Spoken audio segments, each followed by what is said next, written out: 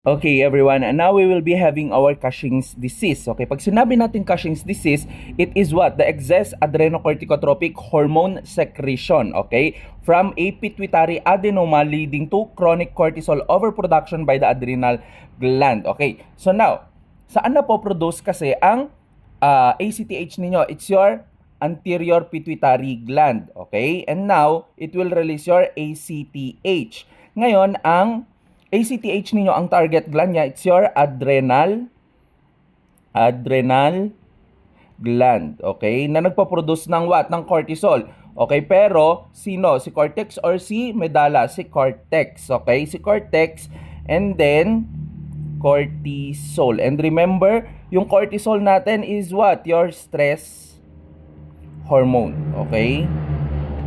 Stress hormone. Kailangan ng katawan natin yan para labanan ang stress. Okay? So, ibig sabihin, nagkakaroon daw ng what? Increased production ng ACTH ninyo. Ngayon, nagkakaroon ng overstimulation ng adrenal gland, especially adrenal cortex, nag-i-increase ngayon yung cortisol mo. Okay? Kahit hindi ka stress. Okay? Ang cause, adenoma. Okay?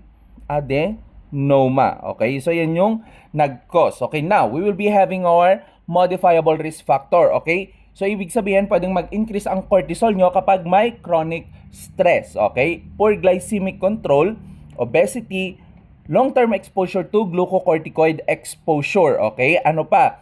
Increase din, tawag dito, isama na natin dyan yung mga medication. Anong medication? Okay, yung mga nagtitake ng steroids. Okay? Yung mga nagtitake ng steroids, especially yung mga, tawag dito, may mga anti-inflammatory, mga may inflammatory disorder, I should say. Kasi ang steroids natin, they are anti-inflam. So, ang nagtitake niyan is yung mga may inflammation or inflammatory disorder. Okay. Next, your non-modifiable risk factor. Okay. Pituitary tumor. Okay. Genetic predisposition, female. Okay. Female kasi mas higher risk sila, 3 to 5 times more common. Okay? And then the age is 20 to 50. Now, pupunta tayo sa etiology. Okay? Most common, sinabi ko nga sa inyo kanina, your pituitary adenoma. Okay?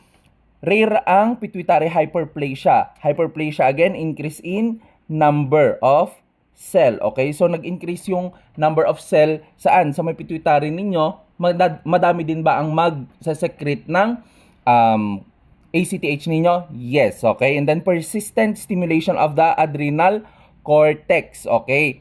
And then excess cortisol, okay? Nakalimutan nating ilagay dyan, pwede din ang what? Pwede din ang may tumor saan? Sa may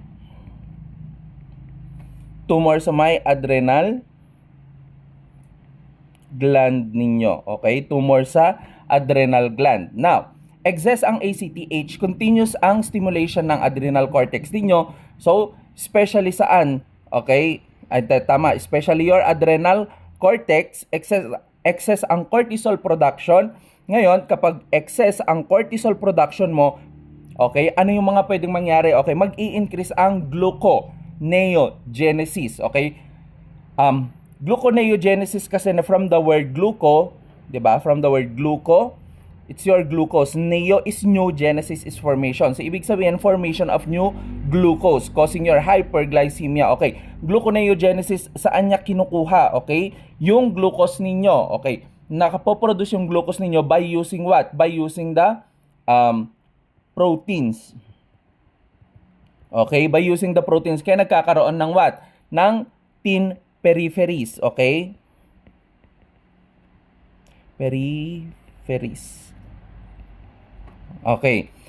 Increase ang protein catabolism kasi doon niya kinukuha yung new glucose ninyo. Yun saan? Sa may proteins ninyo. Okay? And then, increase ang fat redistribution. Okay? So, nagkakaroon ng central obesity. Okay? Increase sodium water retention kaya nagkakaroon ng hypertension. Decrease ang immune response. Okay? So, nag-i-increase yung risk ng infection ninyo. And then, bone formation, nagkakaroon ng osteoporosis. Nagiging porous yung bones ninyo. Increase sex hormone, yung androgen natin. Okay, kung makikita nyo, dodrawing ko ulit, moon phase, okay, yung pasyente ninyo, truncal obesity, thin ang peripheries, okay, and then meron siyang buffalo hump, okay, again, moon phase, thin peripheries,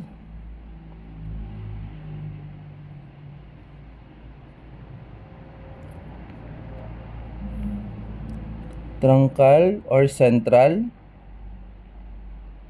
obesity. Okay, and then this is your buffalo humps. Okay, buffalo humps. Okay. So, now, general appearance ng pasyente ninyo. Okay, nakita na natin, moon face, buffalo hump, truncal obesity, and thin extremities. Okay? Pagdating naman sa skin and musculoskeletal natin, makikita yung purple striaceae. Okay, saan makikita yan?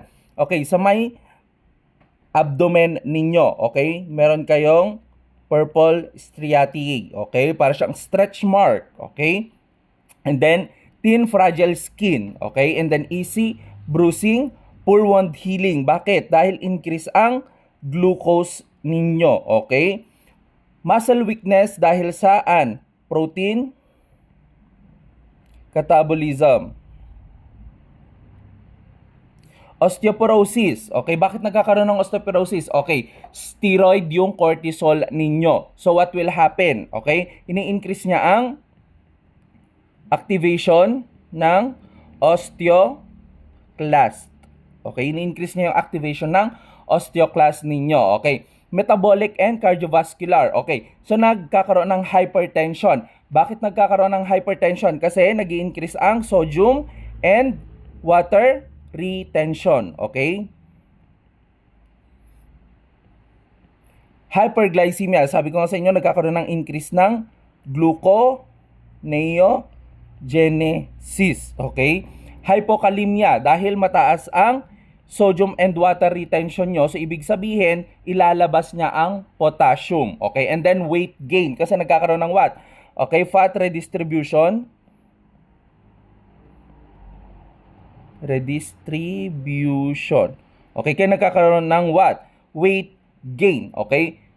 Neuropsychiatric depression, irritability, emotional lability, and psychosis if severe cases yung ating Cushing's syndrome. Okay? Reproductive. Okay? Menstrual irregularities. Okay?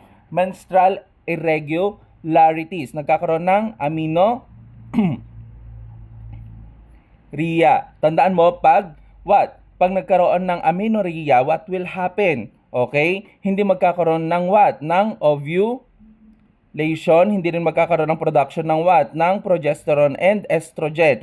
Okay? So, ibig sabihin, okay, pwedeng maging infertile yung pasyente ninyo. Infertile. Okay? And then, pwede rin magkaroon ng decrease in libido and impotence sa mga lalaki. Okay? Immune recurrent infections and delayed wound healing. Okay? Recurrent infection dahil mataas ang cortisol. Okay? Again, delayed healing siya dahil mataas ang sugar. Okay? Yan yung nangyayari sa ating what? Sa Cushing's